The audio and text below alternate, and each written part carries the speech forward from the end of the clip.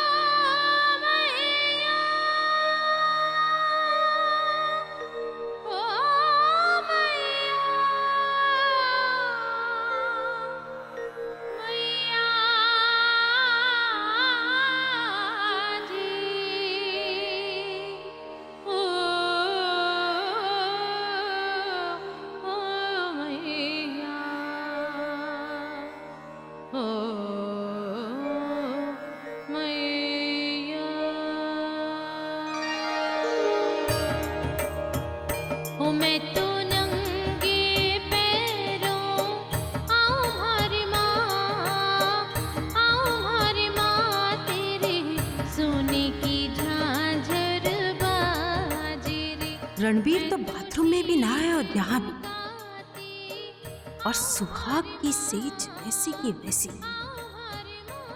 जाने के हुआ है, कट्ठे गया ही छो।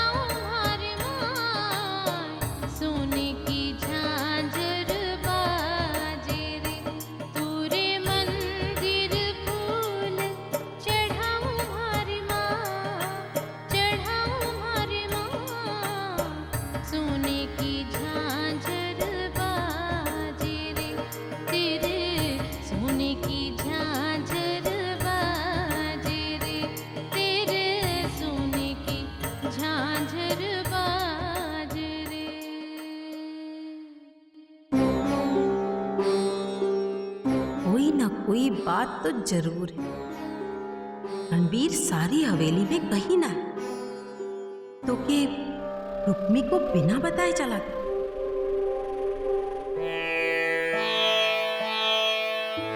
हे माताजी महाराज, हमारी जीजी की लाज रखना, उनकी खुशी आपके हाथों में ही है।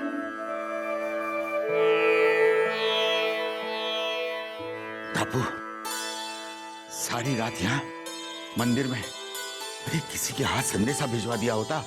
अरे किसके हाथ संदेशा भिजवा दिया? मंदिर में तो पुजारी जी भी ना थे। सारी रात मरने छोड़ी ने ऐसे ही खड़ा रखा और खुद भी खड़ी है। जाने की सोच रही है, मत्ती मारी गई है इसकी। अपनी जीजी को लेकर खुद तो परेशान है ही, मन ने भी परेशान कर रखा है।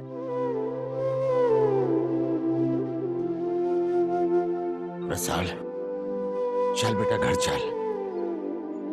सारी रात अपनी जीजी के लिए माता रानी से खुशियां मांगती रही। थारी इच्छा जरूर पूरी होगी। सच्ची? हाँ, थारी तसल्ली के लिए मैं हवेली फोन करूंगा। थारी जीजी को पग फेरे के लिए लाना है, वो बात भी हो जाएगी। और थारी जीजी कितनी खुश है इसका भी थारे को अंदाजा लग जाएगा।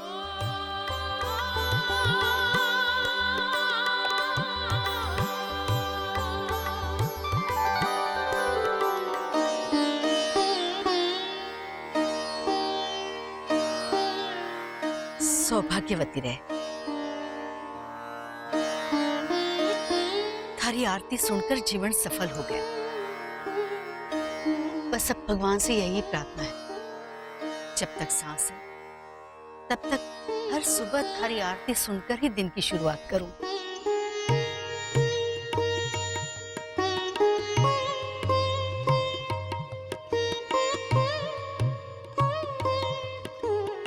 इसी तरह अपने संस्कारों से इस खानदान की परंपरा और इस हवेली के नाम की लाज रखना।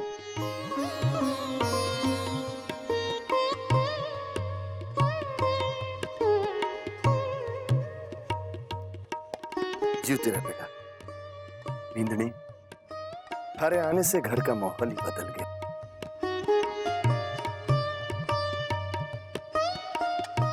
खुश रह, खुश रह। मारे बेटे ने थारे से ब्याह करके मारा सर गर्व से ऊंचा कर दिया है बिंदनी।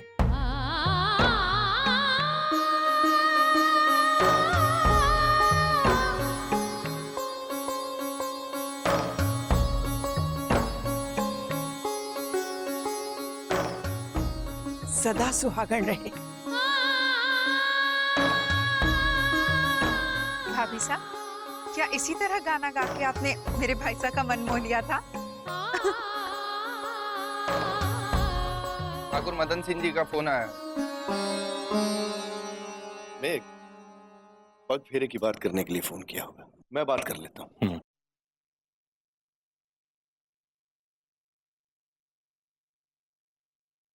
घनी खम्मा मदन सिंह जी। खम्मा गणी ठाकुर साहब। मदन सिंह जी, एक ही रात में अपनी बेटी के याद ने बेचैन कर दिया। नाना ठाकुर साहब, वो कुछ ये इतनी सुशील और गुणवान छोरी तो उसके बिना घर तो सूना लागेगा ही। आपकी छोरी ने हम सबका मन जीत लिया। आपने हमारी छोरी को जैसी है वैसी ही स्वीकार कर लिया, सुनकर मन को बहुत संतोष हुआ। अब तो आपकी छोरी है, कोई भूल चूक हो जावे तो माफी कर दीजिए। चिंता मत कर। अब बात यूं है कि पग फेरे की रस्म के लिए छोरी को ले जाना था, तो आपका हुक्म हो तो। भाई रीति रिवाज तो निभाने ही हैं। मैं कौन होता हूँ रोकने वाला। हाँ, पर इतना जरूर कहूंगा कि हमारे घर की बींदनी को अपने घर ज्यादा दिन मत रखना। हवेली अब उसके बिना जचेगी नहीं। इसकी आपकी आज्ञा। गणी खम्मा। खम्मा गणी।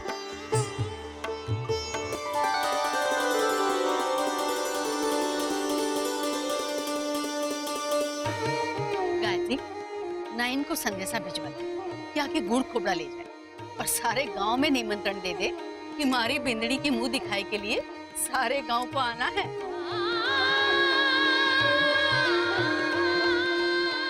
दादी साहब, मैं भी अपनी सहेली को बुलाऊंगी। अपने भाई साहब की शादी में तो बहुत अकड़ रही थी कि मेरी भाभी साहब कितनी सुंदर है। अब मैं भी अपनी भाभी साहब को दिखाऊंगी, फिर उसे पता चलेगा कि किसकी भाभी साहब ज्यादा सुंदर है। हाँ हाँ, जरूर बुलाना। हमारी बिंदड़ी है ही इतनी सुंदर।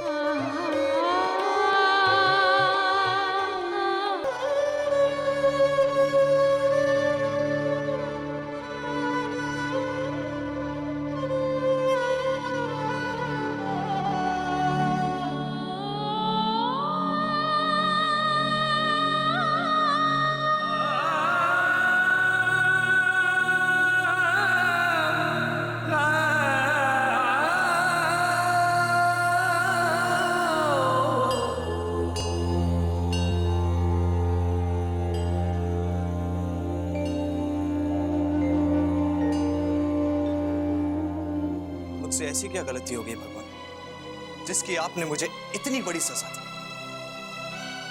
मेरा सारा जीवन, सारी खुशियां मेरे लिए ही शाप बन गई हैं। तुम भगवान नहीं, तुम सिर्फ एक पत्थर, सिर्फ पत्थर।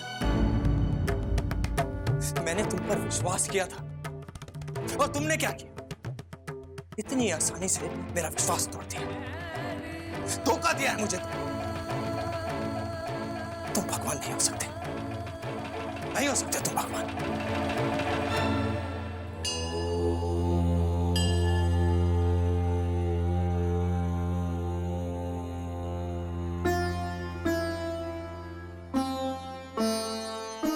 रुक जाओ। अपनी ये आस और विश्वास की डोर यहां बांधने से कोई फायदा नहीं, कुछ हासिल नहीं होगा। यहां से अगर तुम्हें कुछ मिलेगा तो सिर्फ और सिर्फ धोखा। यहां तुम्हारी प्रार्थना सुनने वाला कोई नहीं, कोई नहीं। अरे जब ये भगवान ये अपने भक्तों को धोखा दे रहे हैं, तो फिर ये ताबीजों और धागों से क्या? बेटा, भगवान तो अपने भक्तों की माता भी हैं और पिता।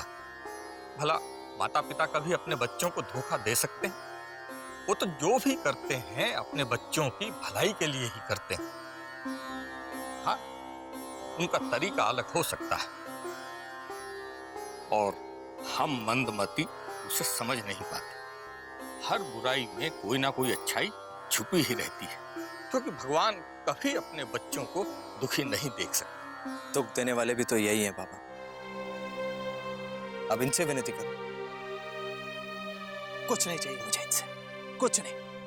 इनसे विनती करके मैं दोबारा धोखा नहीं खाना चाहता। किसने किसको धोखा दिया है, ये तो आने वाला समय ही बताएगा।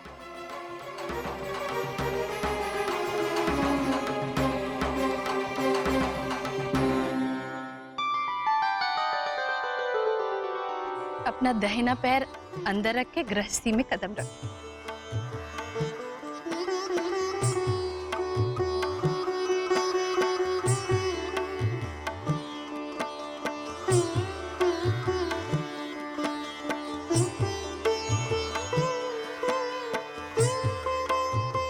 बड़ी भाग्यशाली है ये। इसके होते हुए इस घर में धन धान की कभी कोई कमी नहीं आएगी। बींदनी, हमेशा ध्यान रखना, अपने घर वालों के मन तक पहुंचने का रास्ता उनके पेट से होकर गुजरे है। एक अच्छी गृहिणी ही अपने घर को प्रेम से बांध कर रख पावे। चल तिलक कर दे।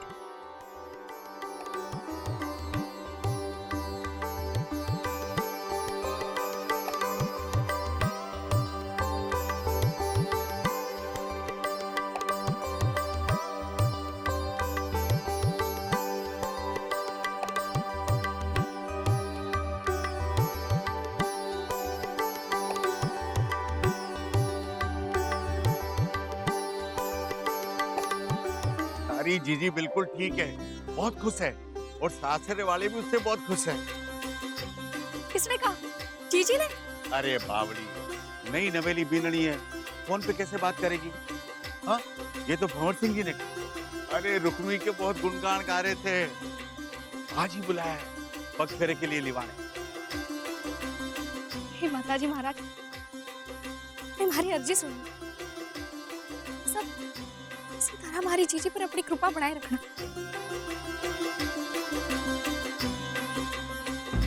रणवीर घर पे ना है? क्या मतलब है? अरे इतनी बड़ी हवेली है, यहीं कहीं होगा। पूरी हवेली में ढूंढ कर आ रही, पर रणवीर का कोई पता ना, इसीलिए तो इतनी देर हो गई। रणवीर हमारे को कहीं ना मिला। और तो सबसे बड़ी बात यह है कि मुनीम जी, आप जरा आप इसे रख दीजिए, हम देख लेंगे।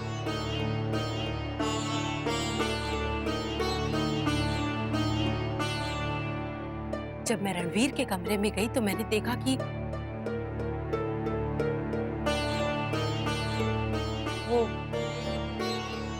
वो मारे को तो कुछ ठीक ना लगा। सब ठीक है, इतना शुभ दिन है, ऐसे दिन पे अपने मन में कोई संदेह न लाना और ना ही हमारे मन में कोई ऐसा बीज बोना। मैं रणवीर को फोन लगा, जट्ठे भी गया होगा, फोन साथ लेके गया होगा। कोई जरूरी बात होगी, पर ऐसा कैसे रणवीर बिना किसी को बताए घर से निकल गया?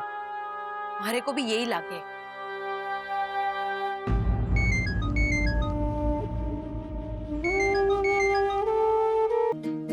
क्या हुआ? उठा नहीं रहा। छोरा फोन तो साथ लेकर गया है ना? अब ये पता नहीं भाई साहब। रणवीर फोन क्यों नहीं उठा रहा? लाओ मन्ने दो।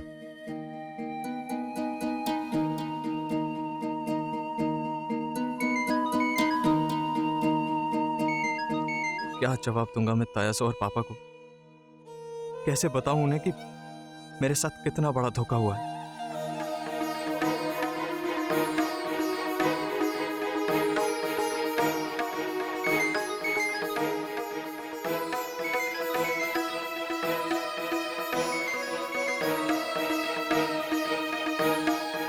हेलो रणवीर, जी तायस, अरे बेटा कट गया है तू? वो एक जरूरी काम था तायस। अरे ब्याह की सारी रस्में पूरी नहीं हुई और थारे को जरूरी काम पड़ गया? ऐसा कौन सा जरूरी काम था जो थारे बिना कोई दूसरा नहीं कर सकता था? अरे हाँ भाई साहब, वो फिरंगियों को विदा करने एयरपोर्ट जाना था, शायद वही। हाँ तायस साहब, वो फॉरेन क्लाइंट्स को एयरपोर्ट छोड़ने जाना था। अगर मैं नहीं जाता तो उन्हें लगता कि हमें मेहमानों की खातिरदारी करनी भी नहीं आती। अरे बावले, तो थारे को जाने की क्या जरूरत थी? सुमेरसा को भेज दिया होता। जी वो मुझे लगा कि अच्छा अच्छा ठीक है, अब थारा काम हो गया ना, तू घर आ जा। मदन सिंह जी पग फेरे की रस्म के लिए रुक्मणी को लेवाने आ गए। जी मैं आता हूं।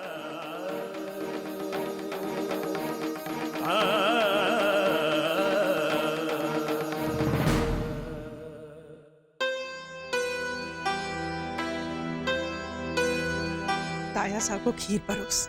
नहीं बेटा, जब तक रणवीर नहीं आ जाता कोई खाना नहीं खाएगा।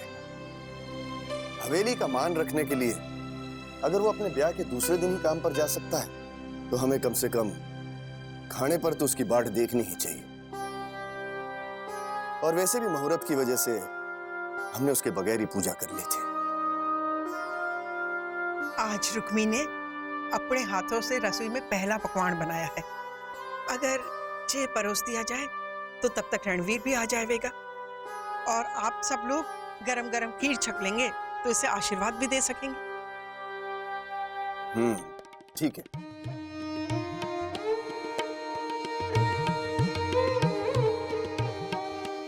बस बेटा,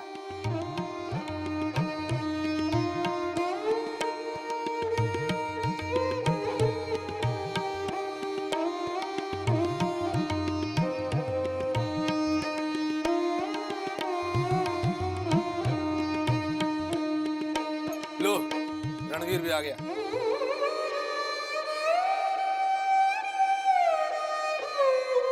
कटे गया था, बता के तो जाता। मैं ये सब बातें रहने दो और ये सोचो कि रणवीर कितने सही समय पर हवेली में दाखिल हुआ है। वींदणी ने परोसना शुरू किया और रणवीर आ गया। कितना मीठा शगुन है। मासा ने सही कहा है, 36 में से 32 गुण मिले हैं। चलो चलो, अब सबको ज्यादा इंतजार मत करवाओ रणवीर।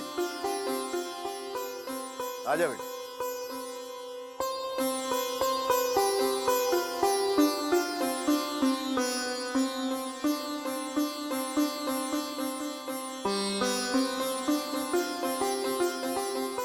वाह, खीर तो बहुत सुंदर दिख रही है। सुंदरता कभी कभी धोखा भी होती है मोम।